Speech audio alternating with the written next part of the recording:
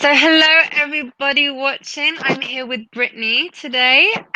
Brittany, if you could dive straight in. If you could just introduce yourself, what it is that you do, and then share your story with us. Yeah, sure. So, hi everybody. My name is Brittany. I am the owner and founder of Auxilium Virtual. It's a digital course creation assistance company. So we help female entrepreneurs build, launch their digital courses. We do a lot of strategy work, but we also have a full staff of that can help them as well. So. So I spoke with Emily a couple weeks ago, and we connected regarding trauma, and I love what she's doing here in the group. So thank you, Emily, for doing that, because it is really, really important.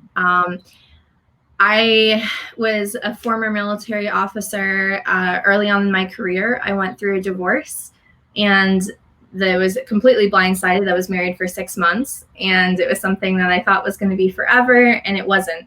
And being in the military, it sounds a little weird to say that like a divorce just completely derailed me, but the blindsidedness and the lack of trust and the lack of faith in relationships with other people, I think, is where that bigger picture comes in. And it wasn't just a divorce, it was kind of the symbol of like everything that, like I just had faith in that now I didn't have the confidence to believe in. And it affected how I showed up at work. It affected how I showed up in my personal relationships. And it ultimately came to a head in the middle of my deployment when I was off the coast of Israel.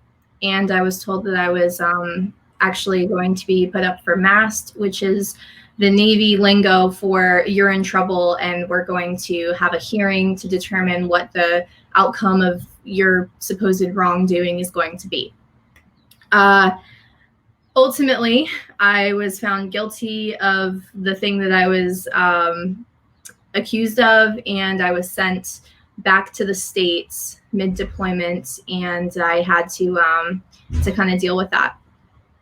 I lost my job, I lost my status, I lost the friends that I had on deployment. I had to explain to my family why I wasn't doing this heroic like deployment overseas that everybody thought so highly of. And there was a lot of shame. There was a lot of like emotionally beating myself up. And I fell into a total black pit. Everything that I had thought was important up until that point had pretty much just been erased. It had just been completely undone. My relationships, I didn't have any faith in anymore. My job and the values and the things that I worked so hard for, I didn't have anymore either. And I will say that the two saving graces at that point for me were that my family was actually really, really accepting. I come from a stiff upbringing, New England Catholic family, so there's a lot of pressure to succeed. There's a lot of pressure to perform and to hit a certain status mark.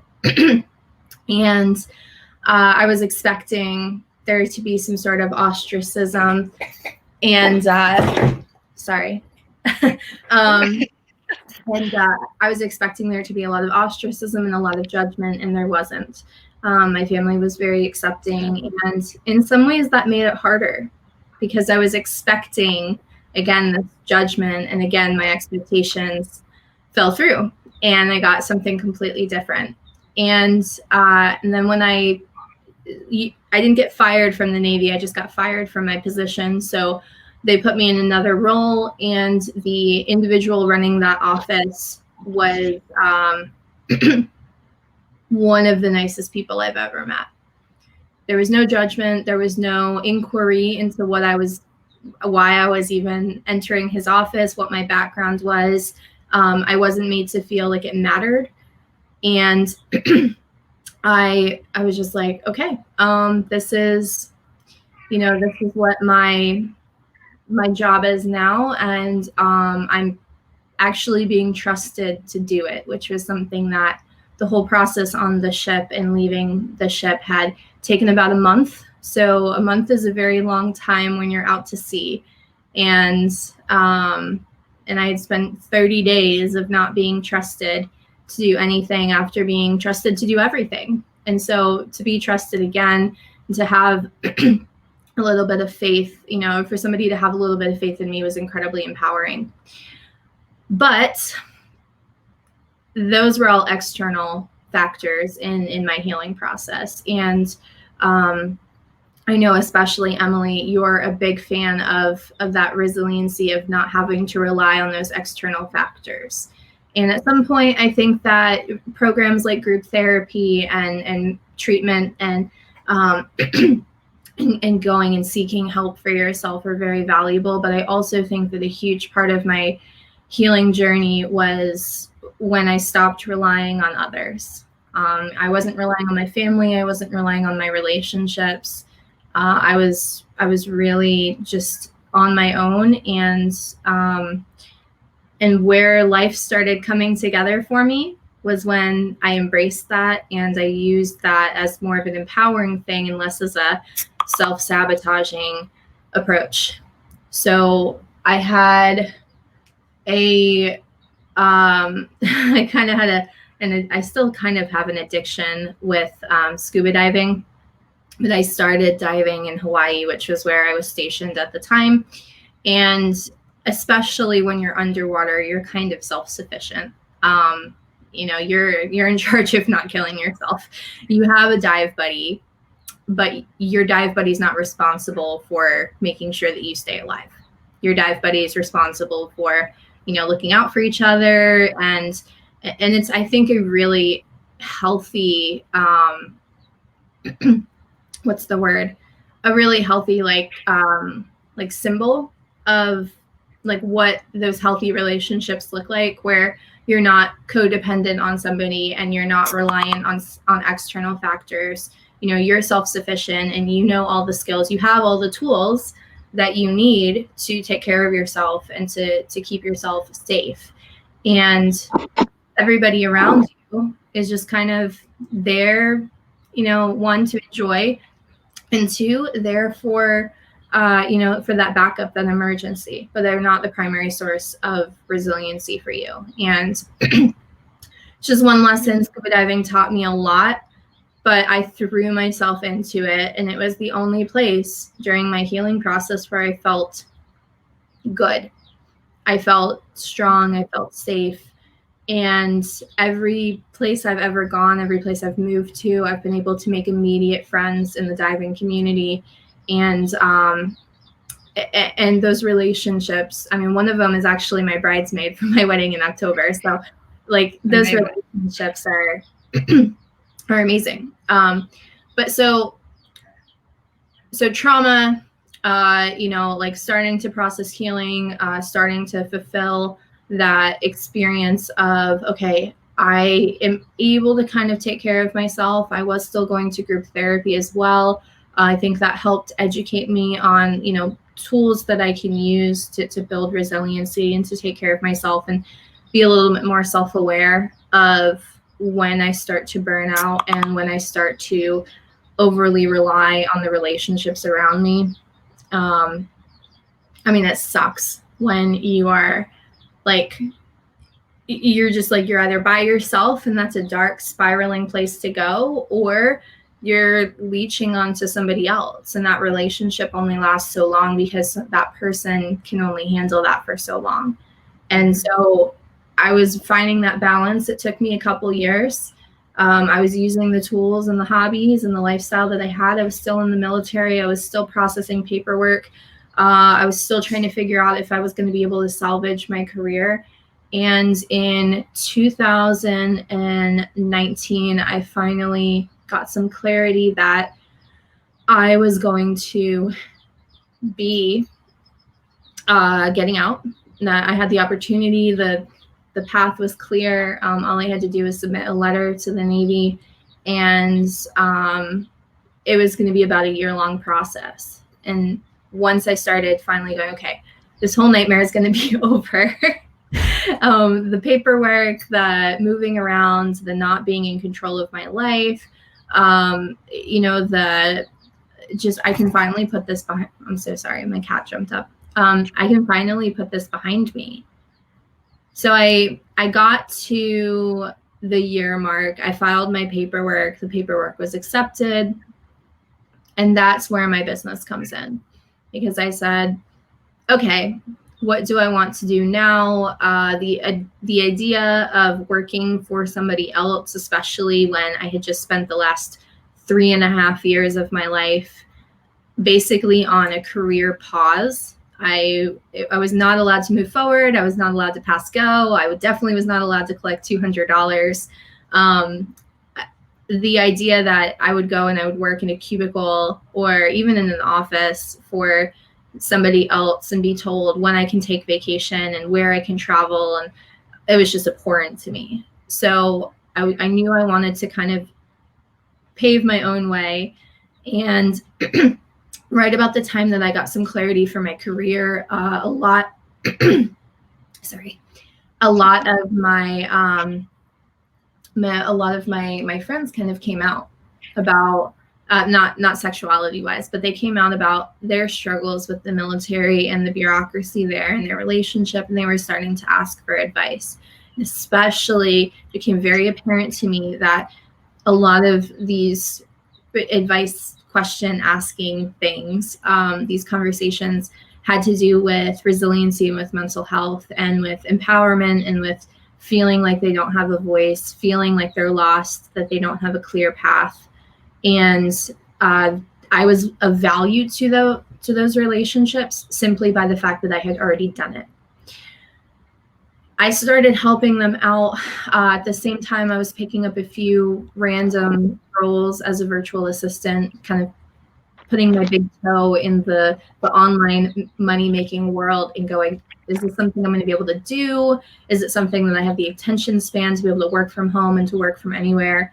Is it something I'm going to like to do? And I found out that I'm really, really good at helping people solve their problems. I'm really good at talking people down off of a ledge, whether that's just nervous energy or if it's a literal ledge. If, people are, I don't know what to do, I just want to quit, I feel awful. Or if it's, from a business perspective, it's, I'm full of self-doubt and I'm full of, this, I don't know, like I'm stuck. There's something there for me about this topic that I don't feel confident with getting out into the world. Around September of last year, I found out about Digital Course Academy with Amy Porterfield and decided what the heck. And that what the heck ended up being the impetus for the business that I have today. As a VA, going through Digital Course Academy and liking helping people. Like, I do this for free, I just, hey, I'll help you with this, or I'll talk to you about it. I like helping people solve their problems. And for these women in this program, the problems that they needed solved were, I need help with putting my digital course out into the world. I need help with understanding this concept. And I was able to leverage my background in the military as a project manager and my desire to help people and kind of think things through critically. And my business took off. I decided that I wasn't going to move into this like elusive, course only type of business model. I wanted to continue to work with people because it's something that I'm passionate about. And so after that, I hired I brought on a partner. I hired a couple more staff members, and that's the business that we have today. And it's grown and it's scaled. But as sucky as it was to have a day trip to Jerusalem planned back in 2016 and be told that day that you weren't allowed to leave the ship because you're getting fired most likely, and just that immediate judgment, that immediate restriction, for something that I don't need to get into the details on this call, but it was blown out of proportion. And I definitely think that the fact that I am a woman played a part in how that was decided. Um, it just drives that, like, I've been through it, and I had enough of the right combination of external and internal supports to be able to heal from that. And there's still some stuff that it's there for me, but I'm in a lot better place now. And using that experience and that motivation to prevent that from happening in anybody else's life, I think has really done us well, in our business. So that was a long talk. Anyway, no, it good. Like I'm very, very appreciative of you sharing all of that with everybody. Thank you who's going to be watching this. I think it's amazing how I really love hearing it when people take their pain and their trauma and they really manage to turn it around. And I think that is probably the main goal I have with these videos, these interviews, which is exactly to hear journeys like yours, where not only did you turn it into something positive, you use that, like, it drives you, it's that driving force saying, like, I get it and I've been there, and that's why I want to help other people, because I don't want them to continue, to go through it, or I want to help them out of it, because there is a way out, because you got yourself out. But I think that it's also really important for people that are currently in the trauma or in the pain or in the dysfunction, whatever it may be, to know that that can then be used later on down the line to do good and for good. And they will actually, in a very uh, semi ironic, tragic way, will be appreciative of what they're going through right now, which is completely, like, nearly impossible to see when you're in it. Like, when you're in the shit, for lack of a better term, when you're in that dark pit, to then think one day I'm going to be grateful for this is like, yeah, no, come on. But Oh, then it's true. Like, I really do feel that, not for everyone, of course, but for many, many, many of us, we're able to, you know, I think that it's important that people hear journeys like yours. I really do. thank you. Because I will say that coming from an environment, a traditional Catholic family, like, we don't air our dirty laundry, right? If there's something bad that happens, we just don't talk about it. And I think that when I started talking privately it happened, it was in my life, it happened, and it was actually like my day-to-day experience back in 2016, 2017, and 2018. And I think that there's something to be said about, if somebody does come into your life that, regardless of their trauma. I mean, I have friends, many, many, many friends whose trauma is sexual. And I have some friends who've gotten into trouble. And I'm going to use quotations because I think that there's no moral objectivity about what they did, whether that was right or wrong, but they did break a rule, whether that was perceived or not perceived. And so if somebody comes into your life that has on the surface something that they've done wrong, I think that this whole experience has changed my perspective on how we judge people as well. It's not just about my internal journey, but it's about how I see things in the world. I think it opened my eyes to, like, I mean, I'm not a felon or anything, but I was called out for doing something wrong, and it had some pretty serious consequences. I mean, it literally changed the direction of my life. If I had not gotten into trouble while I was on deployment, I would have finished my deployment. So I would not have gotten into scuba diving when I did. I also would have instead of moving to California, I would have moved to Charleston, and I would have completely missed connecting with the man that I'm marrying this year because he had just moved to California. We never would have met. It just would not have happened because we were in two completely different sections of the world doing different things. So I've been able to take, you know, something that like was a bad thing and turn it into a good thing. I don't think that everybody does. And I think that some people struggle. There's usually, especially when you're judged, like formally judged, like there is a judge and a jury. And when you're judged, there's a lot going on for the person being judged.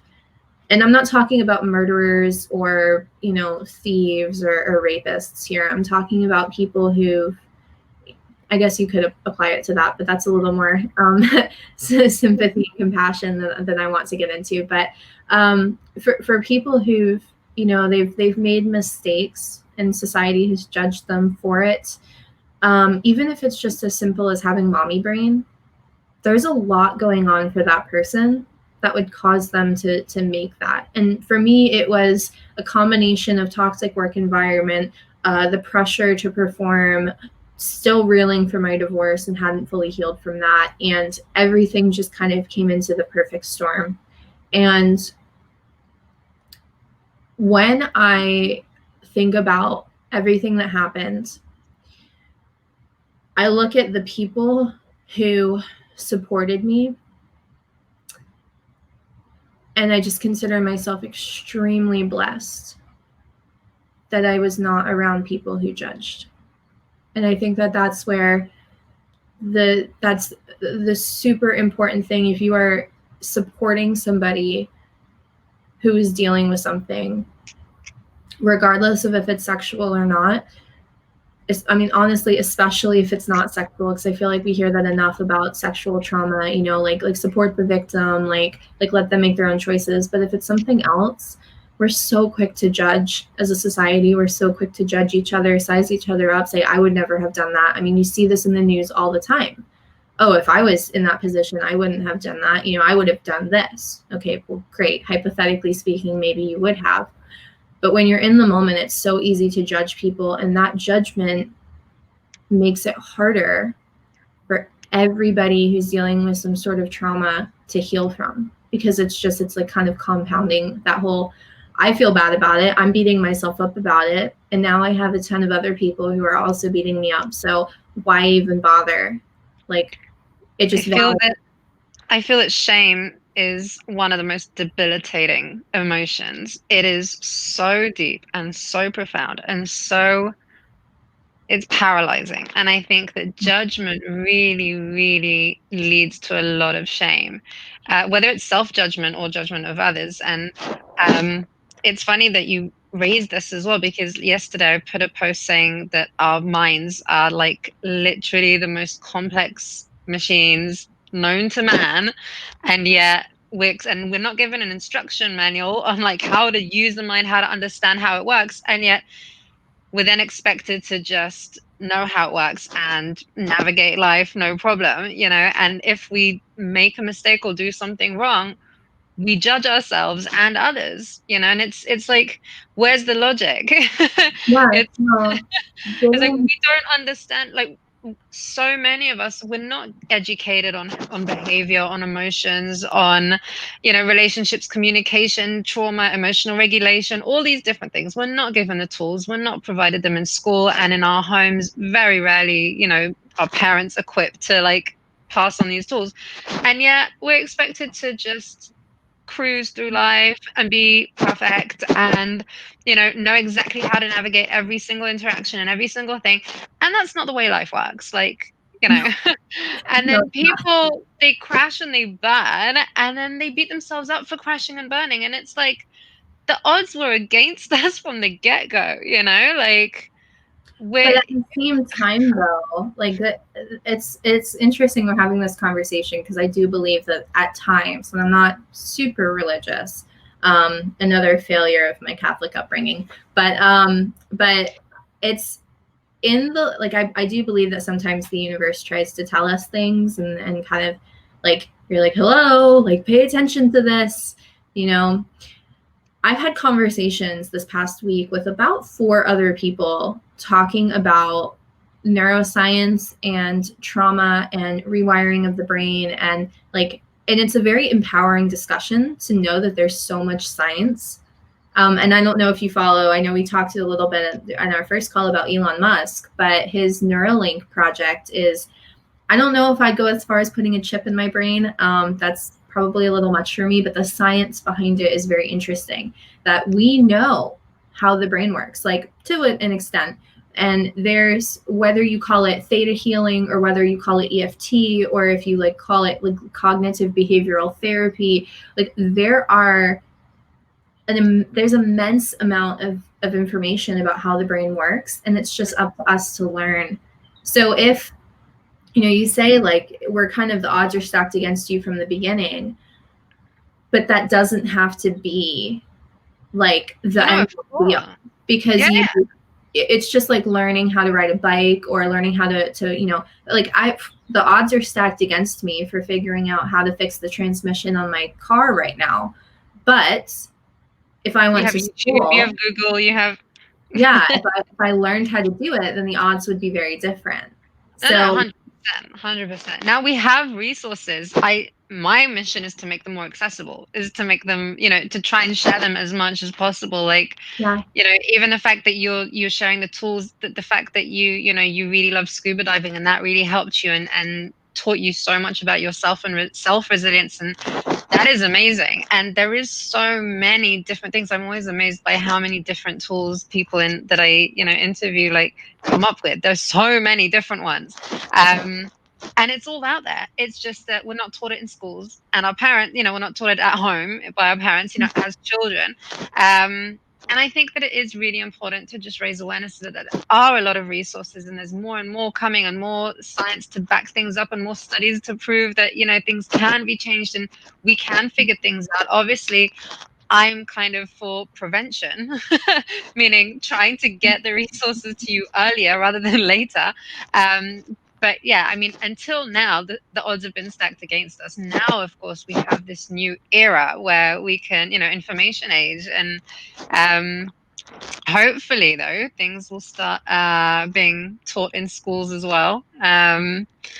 So we've started, the gentleman that I had the conversation with about EFT and about neuroscience and mapping, or mind mapping, we're in the process of a discussion about this, but we're going to start incorporating, we have a 12-week coaching program that focuses mainly on accountability and strategic goal mapping. It's for people who want to build their own courses. They don't want to pay the couple $1,000s for the high ticket done for you, but they want that accountability, and they want that like ongoing support, because it is scary. It's incredibly scary to put yourself out online and go live and share on social media and put yourself out there, because it's hard enough to stand up at a wedding full of your friends and family, and that's literally people who love you, right? like the people who go to your wedding are literally people who love you, or are just there for the free booze. But it's hard enough to do that, and then you open yourself up to all the people online and all the people who are strangers, and the people who could say something bad about you because they're keyboard warriors and judge you. And it's incredibly, incredibly scary. And we work through this in our coaching program. I had 2 calls yesterday I had 3, 2 strategy and 1 ongoing coaching call. And every single call, we got so real. I'm one of those empathic, I take on the emotions of others very easily. And I'm an introvert, which is ironic for those of you introverts, you can run a business where you talk to people all day long. But it is possible. But I know that I knew that that was going to be stretching the limit of my capacity. And I built in, this is part of that self-sufficiency, resiliency, knowing how you process things and getting really real with yourself too. I knew that after 7 hours of like intense like mapping of somebody's business, and like not just mapping, but like getting real about like, okay, so I need you to do this, but like what's there for you? Like what is, like get real with me about. And we got into like childhood trauma. We got into imposter syndrome. We got into I'm 45 and I don't have a life partner and I may have to go to a sperm bank because I really want to be a mom. Like we got into some really deep stuff. And at the end of the day, I knew I was going to be wiped. And so we ordered out for dinner. I told my fiance, I said, I'm going to be wiped. I'm going to get off of the call at 7 p.m., which is like 3 hours later than my normal work day. And I'm going to get off the call and I'm just not going to want to do anything. I'm not going to want to talk to you about your work. I'm not going to want to talk to you about politics or the riots in the streets or the neighbors or the roof or the wedding planning. I just want food. I want something sugary and sweet. And I want to sit down and I want to watch a movie that's not going to make me think or feel. So we put on an action movie where everybody gets shot and blown up, and we ordered out and we had barbecue. But it was like, I knew. Self-awareness. Yes, I You know knew what you need. like that was going to be the thing. And you know what? I woke up this morning and I felt amazing. But a year ago, I would have, we would have been fighting. Like we would have been, like I wouldn't have been as self-aware, and I would have been, no, I can totally do this. Like I like, and just being Push denial. Yeah. Like I can just push through this. Right. And it's like, no, I know my limitations now. And I know the consequences of that. And I'm going to build in a pillow around them. So my advice to anybody who's watching, if you are an introvert and you do take on the emotions of others and you wanted to push past, or if you've got like, that an anniversary of something is coming up that's going to really bring something up for you, like be honest with yourself. Like you're your world's worst critic. So be honest with yourself, like own it and go, this is going to be a rough weekend for me. This is the anniversary of my assault. Or this is, like when I hit rock bottom, or this is when my dad died, or whatever it is for you. And just be like, yeah, I just need to build in some cushion because otherwise things are just going to get worse. Self-care, self-compassion, very, very important tools. But yeah, 100% learning to meet your own needs. And I also refer to it as reparenting ourselves, where we become the parent to ourselves, to our inner child, and get to understand and identify what it is that we need in the moment. I mean, I check in daily. I say, okay, what do I need right now? A few deep breaths. What's going on? Okay, do I need something?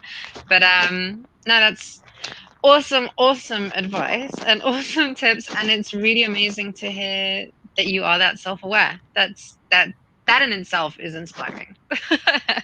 Very, very awesome to hear. I think we've run out of time. We've gone over half an hour. I like to keep these videos fairly short, but I want to say thank you. You're amazing. And send me all the links. I will put it in the description. And just thank you for opening up and sharing with everyone. And it's awesome. I hope someone somewhere will, be inspired to transform their story. Yeah. And we're going to have you on over at our group as well. So, because this is important. And like I said, course creators need you so much, need these skill sets so much. Yes, I'd be happy to. Thank you. All right. Bye.